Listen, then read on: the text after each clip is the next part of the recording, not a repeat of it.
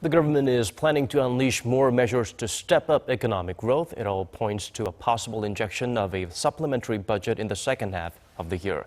Hwang Ji-hye takes a look at the finance minister's comments and what it implies.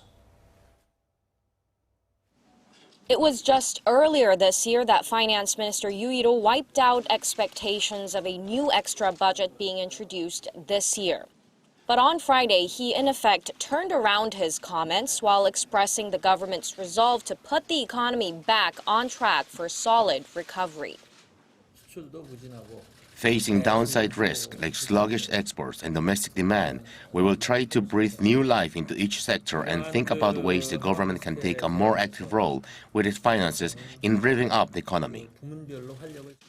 Yoo's remarks came during a meeting with heads of major institutions where he talked about how the government should run the economy in the second half of this year.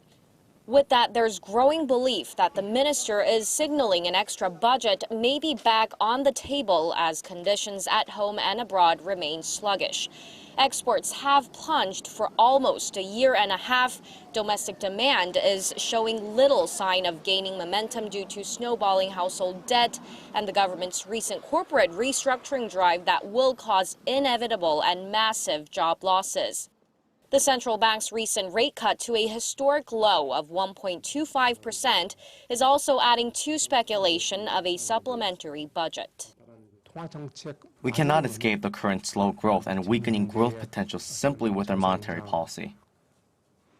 Concerns still remain that the extra budget could worsen the country's fiscal soundness, but calls for the government to pump more cash into the economy is winning more support as uncertainties stemming from a possible rate hike by the U.S. Fed and the UK referendum next week on whether to stay in the European Union are posing more threats to the economy. Hwang Ji-hye, Arirang News.